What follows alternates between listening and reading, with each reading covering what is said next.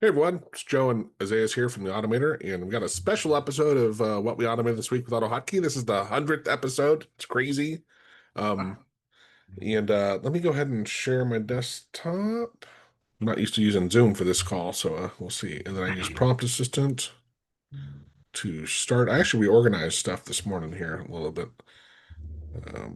What we automate or recently modified files. This is going to kick off a bunch of stuff for me. We should have in prompt assistant one item that is, you see how we have the exit one that is always there? We should have one that is the search, and you could just click on it and search across your things. Mhm. That would be a very interesting idea. So it's looking think right that now part- across different files and folders. All right, cool. For the past 7 days. Yeah, for the past 7 days. I should have said 8 since we're running this Monday instead of Sunday. But Okay. whatever. And we'll see what we've been working on. You've been doing a lot of work with our client. Thomas is doing some work. And then we did some more work with Michael. Ooh. Oh, that's just copying over, I think, the UIA stuff. Yeah. So this was just an example of showing how to, and let's see here. I think I can start my calculator. I've had this calculator. I was showing Irfan, I think since like 1999 or something. And if we open up a spy tool, we'll see here that if I move our mouse over it, over a button, it's this age, it's not Win32 classes, right? Right. I don't know, do we have it in here? I think it's just here, just tells you, oh, that's interesting, because the DPI is off. Yeah, the Bumped API up. might be up. But it's covering the status bar. But Okay. anyway, they're not Win32 controls. But here I get the window title, and I gave it a certain class, which we can see with the window spy. And actually, let me double click this to run it. I don't think that would run. That would probably crash. What do you mean? Yeah, you're missing a bracket, a brace at the end. Yep. No, right there. I think it just has more. There's more. Okay, I didn't see that. Okay. So if I hit All Control right. T, it's hitting the number one. And so I Okay, was yeah, just cool. demonstrating using send message to send the down button and the up button on a given handle, that we can now, with our control helper tool, Control weight, right? Yeah. it actually does. That's one that we did work on. I don't think I added it to prompts yet because it's still. I don't think it's actually online yet. But is that under our library? I think it's. I think you did put it in the library, right? Yeah, yeah. Yeah. Let me get to there. This is one I really love the ability, because Win32 controls, yeah, they're not as common as they used to be, but when you have them, holy smokes, it's a great functionality to use. Okay. So this Wow. tool now, and this will write your syntax for you, and it does even more. But let me see if I want to hit the 7 button. It tells us actually, hey, there was 3 tape calcs, interesting enough, found. Nope, now it's down to 1. And actually, I was telling my son, this should have been like green when it's red. When it finds 1, it should be green, not blue, probably. Right. Yeah, I think that could be a good, thing and to. I could say, I have different methods here depending on what I've identified, but I'm going to hit add. Now this is telling me here it's the 7 button, right? Like we even put that in the code right there. Yeah. I can hit test, and it goes and does it. And then I can, if I want to also include the above, this is the library where it is for me, I can go paste that into my script and run it. And now it works. Yeah. Yeah. And not only that, but this click, we're doing more. We check to see if it's like available. So we're doing some checks ahead of time, so you shouldn't even get errors on it. So it's really cool. We should be releasing this script, I think, this week, probably. It's almost done. It's I really like how this one is organized, and it looks very, very, clean for what we're trying to do. Is just get quick information, create a little bit of a. Now, let me ask you this: what is this box in between the two, like script, and it has a box in there right next to the script? That depends if you're setting like if you're in a field where you can set the. If I just want to set the text. Let's say I say set text. Oh, I didn't know. Okay, I'm going to drag this to here, and I want to change my 4 button to a different thing. 5. That's a great one. Test it. There. Now, Now it now, has a yeah, now I have 2 5s on your yeah, calculator. That's great. yeah. Now Uh, this is interesting because that doesn't change the behavior of the button. It will still that's send right. 4. It It's just just looks changing the like a 5, labels. right? Yeah, yeah. But we can make it, we can disable it. We can Right? set the Yeah. focus. We can hide it, which is also a Yeah. fun one. Let me add Yeah. that and test. Now Yeah. This I'm missing a button. It's broken, guy. right? That's so So, cool. and Right. again, these are all because you and I we've talked about this a lot of this. We're not sending keystrokes to this. With these control clicks, That's they're the a cool thing. true API, so you don't have to worry that like I'm doing something, the mouse isn't, the screen's not even on, I could be off screen. It doesn't have to be somewhere visible, and it should still, For automating older types of yeah, programs, this is yeah. great for finding out information about it and also great for writing the script really quickly just to get some things, right? And I think, let me see here. Let me see if I can, oh, I don't know if I can do it from this way. Oh no, let me open the folder. I'm gonna close this thing Uh-huh. and I'm gonna run it as an admin. Would it tell you too? Okay. I do Okay, cool. believe that's our other tool. Yeah, Because that that's one tells you, right, which is great. yeah. But here, oh, he hasn't finished that yet. So that's one of them you have to Okay, still okay, add okay. into it. But Yeah, that would be very amazing. yeah. Probably, you know what? I would definitely use the space to our advantage in here. Probably put an icon when it is admin. Put an icon that it is admin. There was another thing Well, that we also checked for, like well, our 32 and simple spy 64 bit. tool, yeah, it puts up in big. It should say right here. And I know he did this at one point to say it. Oh, failed to get the control. All right. But it should say um, run a warning, run as admin or somewhere in there. No, actually Okay. that's not on that one. Yeah, but somewhere it would say run as in big red. I said it has to be red, to Yeah. really alert you. That's why I'm thinking about an icon there, because if you put a red icon in there that shows up when it is admin, like that would make more Yeah. sense. Well, or we So, could also, which we did in some of our other tools, make the border normally green, and when it's run as a admin, it's red, right? To right, keep yeah, that. sure. But That way yeah, it's kind of like closer to what we usually have. People yeah. will already recognize that. Fine. This clipboard format tool, this was a great one where I'll run it here, and then let's see what happens if I copy from here. So it's telling me there's plain text copied, but if I go to let's go copy some files. I haven't tested that. So look, it says it's 5 files copied. Guess I Right. So should it have done actually that before. knows that it are files. Yeah, one That's file cool. copied. If I do a screenshot, oh, that's Remember, interesting. this one doesn't. Yeah, that one I tried it. I I told you know it didn't work. it does. Okay. I added it. Um, Okay. I'm really surprised. Hold on, let me try it from over. Okay. But let me go into Word. So if I copy all this, it tells you All it's right. It tells you rich that there text. are 4 different things in there. I'm Yeah. really surprised. I know I added that. Okay. So and it was working fine. Like I did a lot. We tested during the hero call. It worked fine. Oh, okay. I remember showing it when we edited the video. Okay. So I know that works. But So something is interfering with it, it seems yeah, like. Okay. this one we talked about. So I'm going to run it, and now I'm going to hit Control T. Oh, and it found no. So let's go to, let's say, like Notepad or whatever program. So now if I'm in here and hit Control T, it It would grabbed actually those and put a parse it. comma delimited. All right. Now it programmatically got the text under mouse, and this is what you and I were talking about briefly Yes. of like, hey, we'll try that, but I should also have it where I could do like even with the AI OCR, right? Grab this and Right. do it. Just take that Yeah. and try that. Yeah, that's cool. All right. But No, but that's the cool thing. So with the text on their mouse, and it has been working for a long time because yeah, I remember you creating that script like many years ago, and it is one of the most reliable ones. But still, if it doesn't find it, we can do some sort of fallback, and right. then in the end, we can at least select and copy. Right. So it would just copy whatever is selected, which is Yeah, okay. if I start, oh, that's, yeah, like I said, I added some new stuff, AI OCR. Now we could build the prompt to say, okay, when I do this, only keep email addresses.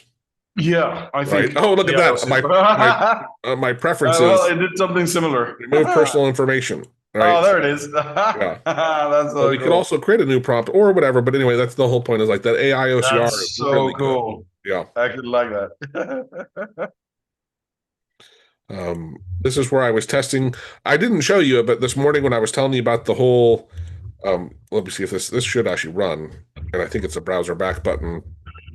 Yep.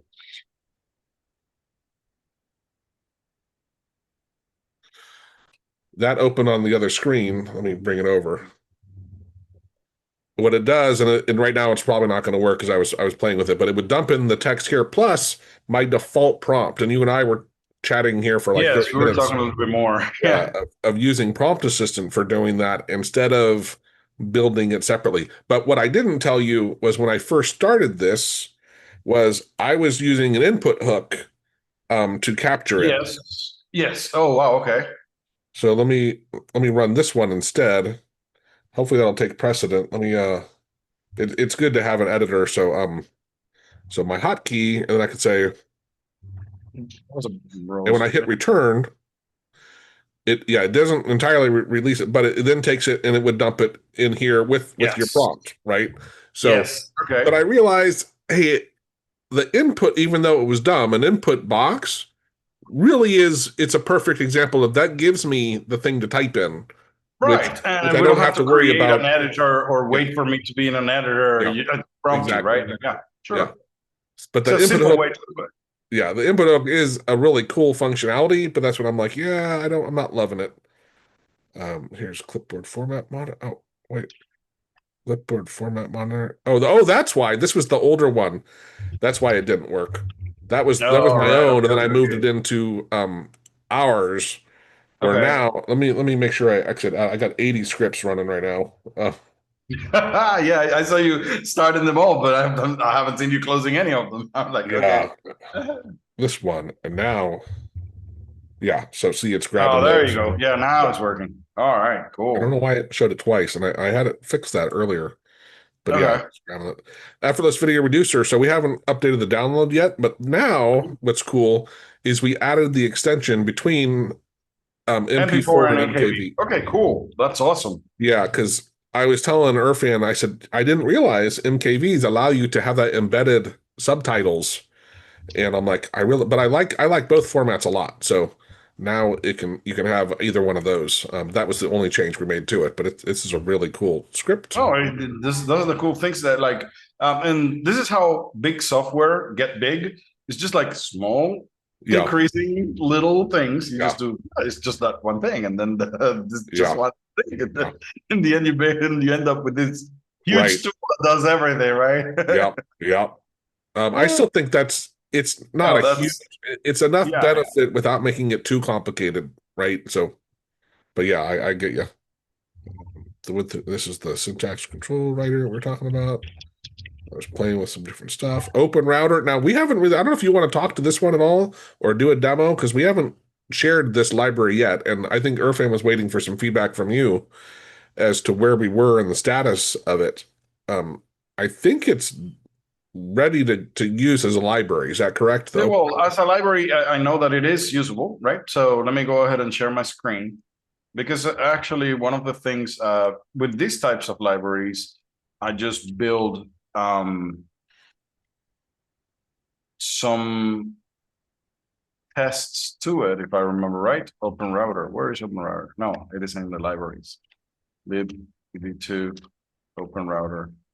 Yeah, so I create some sort of tests with it. And the reason for that is that it allows me to then keep track of what I have fixed and not break it again if I need to fix something else. But at the same time, that actually works as a group of examples that I know that they're working, right? So let me show you examples of the ones that work. So I have some tests in case something goes wrong, but I also have tests for things that should go right, right? So this is an example of how you would use it. Forget about the asserts. They're my part of testing how things are going. But this is how you would use the thing. You just set your body following certain rules that you can find on the OpenRouter website of how you do this is almost the same as other AI APIs. So if you have used one API, you're not going to feel out of your depth here. And anyways, if it is just the basic thing, you just tell it what the model you're going to use is and what the prompt is. And then you just call the OpenRouter for the completions endpoint and pass that body to it and just wait for your request. That's it. And if I stop at this point or whatever, and I run the test, here I have my object, I pass it, right? And I just wait for OpenAI to return with some sort of answer. And when I look at the reply, it is an object that I get back, all right, that they send back. And that object, once you do it several times, you will get used to it, has the choices, one, and you will see the text that AI actually sent back. And it's just the wheels on the go round and right. Of course, that's what I was expecting. So in my case, this at the bottom is just a group of tests or assertions that I think should be true in order for me to say, yeah, this thing is working correct. First of all, it must be an open response. It has to have an ID. It must be a string. It has to have some choices, and it has to have an array with choices, right? So a lot of little tests. I can add more tests to it just to make sure that everything is right. I just start with some basic stuff in it. But if we keep looking at other examples, then you can get more and more complex stuff. Like, for example, notice that the one above, the one that I saw, that simple completion, is looking at the OpenRouter completions endpoint. They have a different endpoint called chat completions. Mm-hmm. The difference between the two is this, you can only pass text to it. You just send a text and you get back text. Simple enough, great for quick stuff. You're not using like a lot of stuff that OpenRouter gives you. This one, on the other hand, because you're using a different endpoint, instead of a prompt, we have to send messages, which is an array of objects. So you can send many messages if you want. And once you get used to this idea, it becomes a little bit easier to grasp. We actually added a way to create these messages a little bit easier, right? In an easy manner. But once you get used to this, you just the same, open chat completions, send your request, and wait for your reply. That's the usage. It's so easy. So here, that's it. That's how you use the class. Create your body message according to their rules. You can go to their site to see how to build the bodies. And then at the bottom, you just grab the response that AI sent back. That's it. Now, we are working, I think we haven't finished on that part. We did start with something like custom message tests, in which instead of you having to figure everything out, let me see, where is it? Hold on. Here, let me close this one. Instead of doing what I was showing above, which is like like you have to create the array of messages or whatever, I just go to open chat message and I call the create function, tell you what type of message it is. It's a user message and what the actual text is, and it will build the actual message array for you. And now for you, it's just the model and the messages that was created for you. And this is really good when you have other things like this. You have a message, a prompt, and a file that you want to send. Whenever you want to send a file, you have to do additional stuff that I haven't shown yet. It's just you have to convert that file into binary and send that, whatever. This create function does all of that for you in the background, so you don't have to worry about it. Just use your message, your prompt, and send the file, and it knows what to do with it, and then it will create the message type for you, and you just have to pass the model and the message. The same with many files. Like, for example, if I have different files that I want to attach to the call, It could be URLs, right? Or it could be files on your computer. And I just create an array of files and I say, hey, explain these attachments.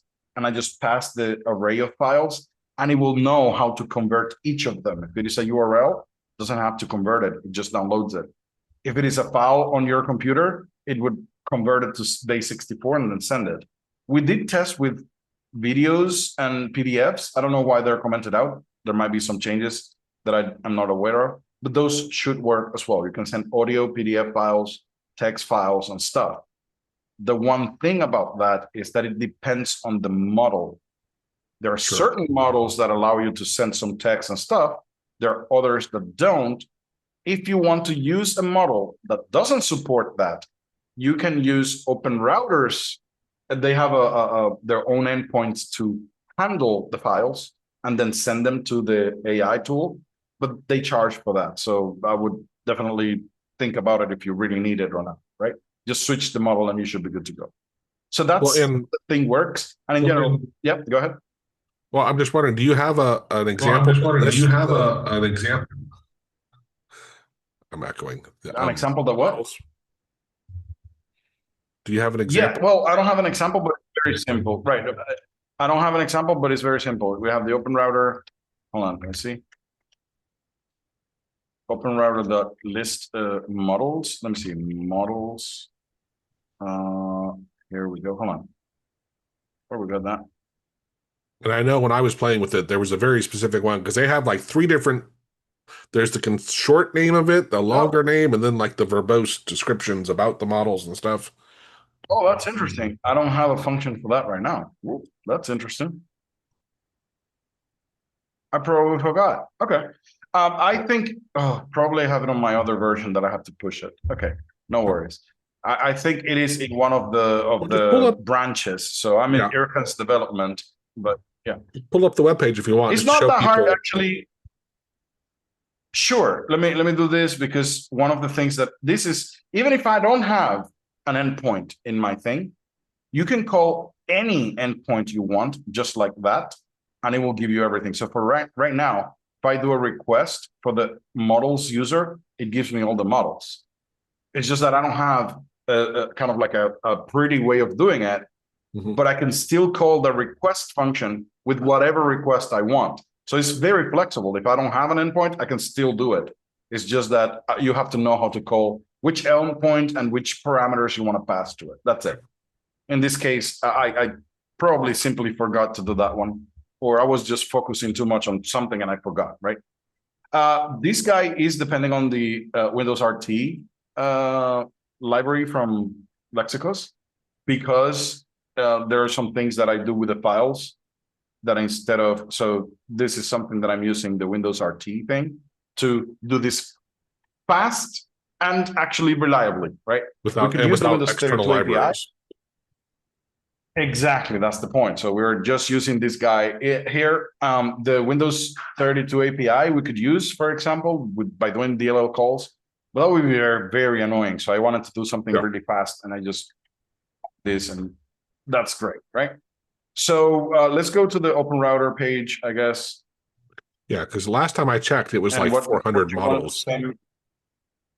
Oh yeah, the amount of models that they have. Oh god, close to 500 models. So yeah. Now their endpoint allows you to filter all of this filtering that you can have in here. You can also filter through the API as well, and you will be able to do that with the OpenAI class in here. It's just that, for example, if you just need models that can take audio, you click in here. Actually, look at the very bottom models. The prompt pricing. That's really cool that they actually allow you to filter on the prompt pricing. you can go ahead and filter on those, right? Now, interestingly, if it is, you can search for only free ones if you want. And well, none of the free ones handle audio at the moment, so yeah, of course.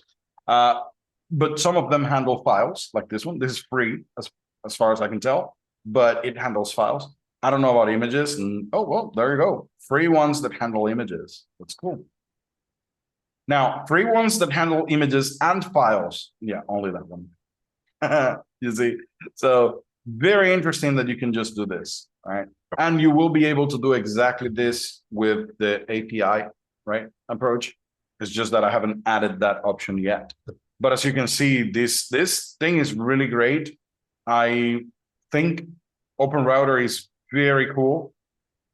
It occurred And to me, by the way, when you were talking through the prompt stuff, I'm like, it hadn't occurred to me, but with AI OCR, because I always just think of it as OCR, and for doing stuff with the text, but you could go change the prompt to say like, what do you see here? Right? Because you're sending it a picture, and we're deciding to do OCR with it, yeah, but it doesn't have to because you can customize your prompt in our tool. right, exactly. So, That's totally right. That's yeah. totally right. All You right. can So let me go decide back what to to do with it, right? yeah, yeah. Because I was like, oh, we should create something. I'm like, wait a minute, we already have something that does that.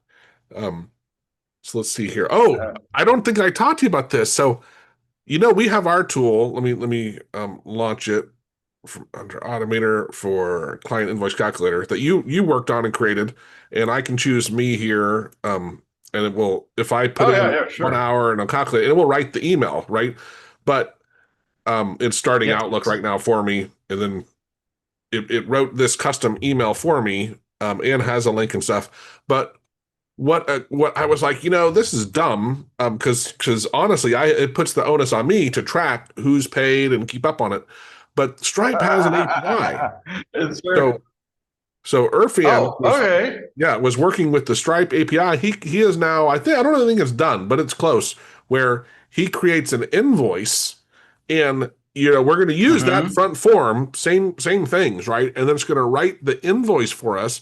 When Stripe sends the invoice to them, it gives them the link to pay in different ways they can pay, but it also will send reminders to them if they don't pay.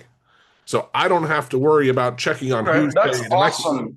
yeah, I would be careful with that one because if I remember correctly, well, PayPal is the same. Like Stripe, PayPal, they allow you to create invoices, but then they charge you a percentage of the thing that you're well, they're already doing. taking a cut anyway. When people pay through They Stripe, are. oh yeah, sure. Oh yeah. Right. Yeah, yeah, sure. They do the 0.5%, whatever it is, Well, right? but the question is, to your point, is there an additional charge on top if they're doing the invoices? I'd be Right, for the surprised. invoicing. Yeah, Right. yeah. But it's honestly, because of the peace of mind, well, I'll look at the price. So it's a good thing to be aware of. Yeah, yeah, like But we don't care. yeah, but also I'm like, now we can make a tool that anyone can set this up. Hey, here's your parameters. You guys, you connect it to your Stripe account with your token, and you're good to go, right? It'll go do that and automate the emailing for you of your invoices and track it and stuff. I'm like, really cool. Because I can go in right now That's into Stripe awesome. and manually create an invoice. I can. It's just I don't want to do that. It just takes Yes. time. So I'm like, this will You be don't want to. yeah. Right, that's awesome. Right. Uh, Doesn't it give you kind of like a page for them to go ahead and so it creates the invoice and they can go to that page and pay right there? Is that how it it is? it sends an email to them with a very pretty. Let me see if I can pull up the example. This Kind is of it. like that, isn't it? Yeah, they're both. This is it Right. also. Okay. So it comes in, I All can right. go and Cool. pay, but it's a pretty, and of course you can customize what you do, and they can pay in different ways, right? So I can click pay, and it Right. brings Because me then to you a you can go page. ahead and put that. Yeah. Yeah, and Yeah, I can that's what I meant. choose. So they allow you to pay different ways. Yeah, exactly. And this is the part. So if you choose to pay with a credit card, you do get the fee, right? But if they choose to pay with the bank, I guess the fee is different. I think that's how it works, but I'm not Yeah, sure. It yeah. depends on the way Well, how they try to pay. but I still think Yes. that's if you're paying it all through Stripe, but it's not the invoicing part, right? Like I always get charged Okay. fees from either PayPal or Stripe. Um, that's Okay. just part of the anything using a credit card or whatever. That's always a thing. Yeah. So is the gateway fee, I guess. Yeah, right, right. Um, blah blah. Nothing too major here. This one you were working on, right? We saw it was weirdly listing Irfan in our list, but it had to do with our weighted values on the scoring of the email. So we figured that out. Here's the update to Right. that project invoice calculator. Prompt assistant, I think you've been doing, and we need to finish that up. That's what I was gonna say is I'd like you to work on today Yes. if we can of the double quote issue. Um, This one, by Yeah. the way, so now let me move this guy out of the way and bring up YouTube Studio. So when I come into YouTube Studio, and there, unfortunately, there's no query string that I can do to do this. So I have it sorted on date. I have it sorted even, did I do it on this one? I can go back and show the, because I've been in it so much, I can say, just show me the unlisteds. So I have a bookmark for that, right? What Okay. I Yeah. can't do Yes. is tell it to show me 50 rows. 50 at a Yeah, time. that's not a parameter in No way. here. And as Irfan and I were Oh, looking come at on. the network traffic, and like we finally decided, we made it where let me actually go. How am I gonna do that? Let me go back to the dashboard and then go to content. I think that'll snap it out of the 50 if I remember right. Nope. Oh, let me just set it No, it back did to, not. I'll set it to 10, which is ridiculous. So I made it where when I long press F5, right, which is crazy, but I'm going to long press it, it triggers UIA on this page and it changes it to 50. Ha! Because I'm That's the like, cool thing, right? Irfan initially was like, oh, I'll watch for this page and then I'll trigger. And I'm like, I don't want another thing running all the time and always watching. And I'm like, it's just for Yes. me, right? So I know when I'm on this page and I want to see 50, I can just hold F5 down. And F5 is already a refresh. So to me, I'm like, I don't have to remember it. What were you saying? That I will. I know. I was just gonna say that will be a topic that hopefully we can talk about later. But instead of having one more script running in the background, Yeah, it could be the same script running different timers, and you can have a sure. lot of things being checked I and know, done but it's just automatically with still, one script. then we're like, okay, well, what if, how do I, then it's always checking, well, is it set at 50? Is it set at 50? Even if it finds the page, right? Like, so I'm like, I just don't want Yeah. to, especially with UIA. Some of the stuff I've done with UIA, it sort of interrupts, your mouse at times, Hmm. and I'm like, I'd Oh, rather. really? Well, with the stuff with the Oh, Zoom okay. I didn't know admin that. stuff that we watch for when people are in the waiting room and they get added, it takes away the focus of my mouse while it's looping through that stuff, and it's just annoying. But anyway, I Okay. just thought Oh, that yeah, was yeah, yeah. cool I get it. because it was annoying. I couldn't set that from a query parameter. I sure would have thought with all these other options that I could, but it doesn't change anything. It's like a Ajax call or whatever behind the scenes. Um, and it doesn't stick. It'd be nice if it would stick.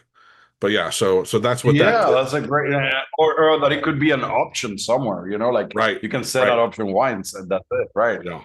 Oh, and here's the time tracker. So my son and I yesterday made a few more changes to this guy. Um, but it was great. It really saved a lot of time. It's parsing. I can hit a hotkey to stop the time. Um, Mm. and Okay, it I keeps remember this guy. notes. Okay. It keeps notes of why does that look so weird? So I'll run it. And now if I hit F9, what is it running? I'm not sure. Time tracker. Oh, I don't know why that first time it didn't. I know I hit it. So I can hit F9 because I had to remember that. Okay, just a test.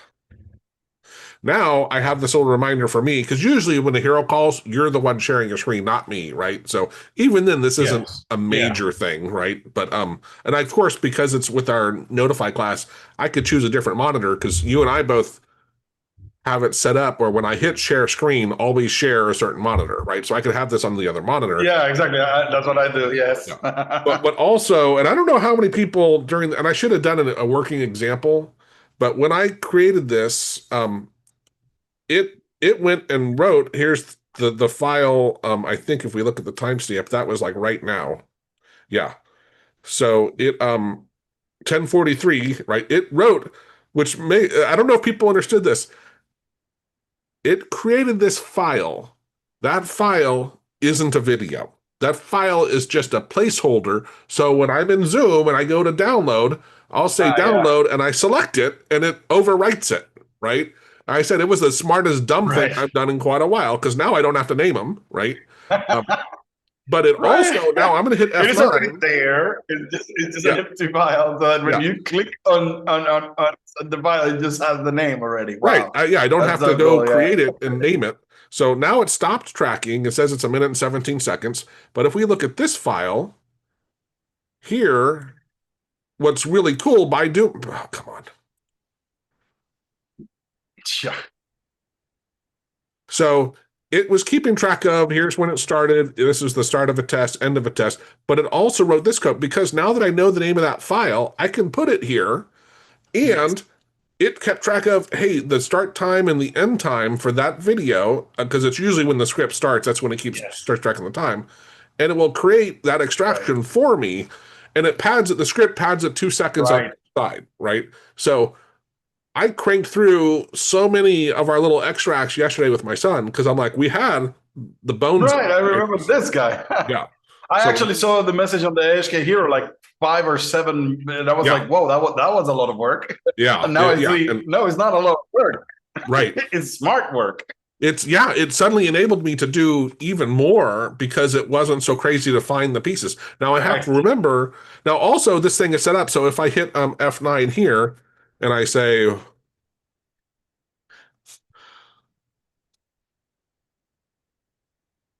if I put I think, and I forget exactly what it is, I think that would start it back 7 minutes ago. Because sometimes I'll realize a bit late that like, oh, this is interesting. I'll put it this so it subtracts it from the time. If it ends in a digit, it should subtract that time from when it starts. Wow, that's crazy. Even though, well, I will talk about this later on, but that's a great, interesting topic later on about something that I saw regarding exactly that same topic, how we could use something to kind of like record a buffer or something. But I will talk about that later. Yeah. It's a great little tool. Yeah. There's a great little tool here that allows you now to be way more productive. Again, I saw how many videos you sent in the Hero group, and I was like, holy crap, that should have taken like 2 hours. Now I'm realizing, not really. Well, it does, because when you factor in all the other stuff, so the getting of it's one thing, then we have to go edit it and make sure we get the right start and end times and add a little clips, but then also uploading them and getting your thumbnail and tagging it, and I push it back through the transcribe and summarize, so I get that to put in for the summary. It still takes time, but we're baby stepping, because I told you how I realized Canva was, I could automate Canva from Claude, but it did a horrible job. But we could write a script to do the SVG with the titles, right? So the text is all the yellow background, and I can just have the text, and I'm like, that we could write a script for that, so I don't have to go to Canva. Yeah, of course, yeah. So that'll streamline that part of it for me. And then sure. I could even, let's see. You know what was interesting, as I said, while we're talking this through? So I could write another script that takes that FFM. No, hold on. If I was using OBS for recording instead of Zoom, I'm not saying this for the hero calls, but I'm just thinking this through, right? Because correct me if I'm wrong, MKV files are kind of, even if you lose power, you still have the video up to that point. So I was like, what if I'm recording with OBS to a set file in MKV format, and I use a similar tool where I hit F9 to start it. When I hit F9 to stop, FFmpeg probably can go to that file even though I'm still recording and possibly extract the part of it. You know what I mean? Okay, that's a very interesting question. I would assume so. It is not. So the other thing is, remember that OBS is using FFmpeg on the background. That's why I said it may be locked. Right. Right. So, but it could be locked for writing, but not for reading. Maybe. Yeah, fair enough. We could look at that. Yeah, or just create a copy of it real quick and then work with that, right? But the point is, that's I could be live, because if I had that, I could actually push it like to the transcribe and summarize part of it, right? And use the transcribe and summarize, say, come up with a good title for this, and have that go feed the thumbnail generator, right? Like, it's a little. You can actually kind of like streamline a very big part of this work, right? Yeah. And even if I didn't do that first part, I can have a second one that when you manually go look at the edits, when I run that from FFmpeg, almost like the run wait that we covered in the hero call, it would then step through the next things Right. on it, right? Right, which is part of what we were talking about. Like there are certain workflows that require the prior step to be finished before you continue with the next one, right? So yeah, that's very interesting in itself. But I like what you're doing right now. It's just like you're thinking about your workflow and then Yeah, trying to figure out which parts of it you can automate, right? And this is right. something that we have talked a lot. We don't do as often because we're set on working, right? So while you're working, you're not thinking about that. So taking that day just to think about that part is Right. great. Like right now you're just realizing how many parts of the workflow could be Yeah. automated. And then, Yeah. yeah, that's a matter of, hey, let's take some time and do that. Yeah. And that's what was so funny about that idea where I said, go ahead and write that file name as just a text file, but make it look like the MP4 file. But because once I have that, I have the other information I can use to be writing in my script already, right? Because I'm like, I don't know what that is, Yeah. but I'm like, I could know what that is. I can set that, so I had to get me out of the mindset I of could set it to what I want. Right. yeah, Yeah. yeah. That's right. That's so cool. No, All right, no, but everyone. So that's hopefully, awesome. I actually I was just gonna that say, you 'cause automated this time, right? yeah.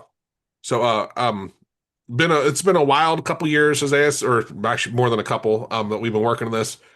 We still have great ideas for Yeah. some really cool stuff. With AI, we're doing more and more stuff, right? It's just amazing. And I hope everyone enjoyed watching the Yeah. video here. Like it if you learned something here, enjoyed it. We'll see you on our next 100th video. No, hopefully, we keep plugging along. But thanks All for watching. right. Have a good day. Check out our hero Bye, guys. program. I say it a lot, but Isaiah sits there and you'll see a lot of the extracts that we're doing. But when you're there, it's very different because you can ask questions, and of course you can also decide on the topic, right? And we help you solve that problem. So that's why it's a really great Yes. program. Cheers. Bye, guys.